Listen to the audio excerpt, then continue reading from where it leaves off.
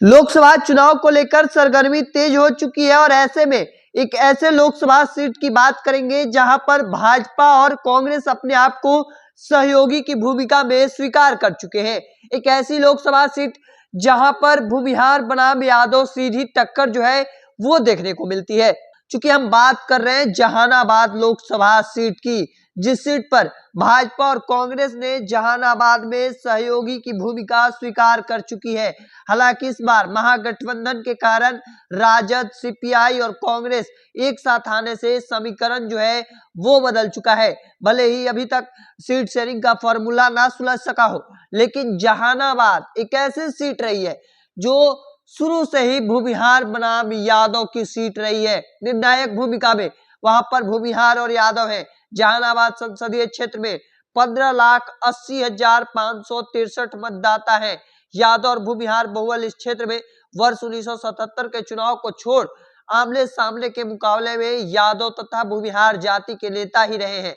1998 के बाद चुनाव में 4 बार जदयू, 2 बार राजद ने जीत हासिल की है। वर्ष 2019 के चुनाव में एनडीए ने नया प्रयोग किया और अति पिछड़ा समुदाय के चंदेश्वर प्रसाद चंद्रवंशी पर भरोसा जताया। वे पार्टी के नेतृत्व पे भरोसे पर खड़े उतरे और चुनाव में जीत हासिल की। लेकिन इस बार उनके राह में बड़ा बाधा कई प्रत्याशी बनने वाले हैं। क्योंकि इस बार यह चर्चाएं चल रही है कि वहां पर जो निर्णायक भूमिका में समाज है, चाहे वो यादव हो चाहे भूमिहार हो, भूमिहार चाहता है कि किसी भूमिहार को उतारा जाए और दूसरी ओर चाहते हैं यादव समाज कि यादव को उतारा जाए। ऐसे में महागठबंधन की ओर से किसी यादव को दिया जा सकता है। चर्चा इस बात को लेकर भी है कि सुरेंद्र यादव और नहीं तो भूमिहार से ही करुणा सागर को टिकट दिया जा सकता है। हालांकि ये खबर महागठबंधन की ओर से है, तो दूसरी ओर एनडीए से चर्चा है कि चितरंजन कुमार उर्फ चिंटू भैया को भी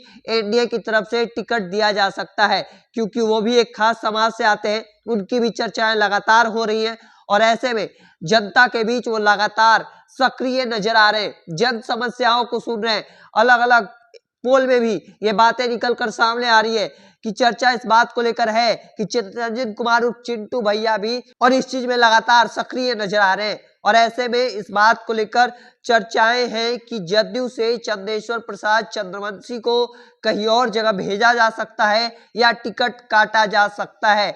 ऐसे में इस बात को लेकर लगातार चर्चाएं चल रही है कि जो सीट भूमिहार बनाम यादव जो सीधी टक्कर देखने को मिलती है, उस सीट पर आने वाले समय में किनको प्रत्याशी बनाया जाता है, सीट किसके खाते में जाती है, यह भी देखना दिलचस्प होगा। हालांकि चर्चा इस बात को लेकर है कि जहानाबाद सीट लोजपा रामविलास के खाते में जा सकती है और आगे क्या कुछ निकलकर सामने आता है, एक एक अपडेट के लिए द बिहारी टॉप देखते रहें। धन्यवाद।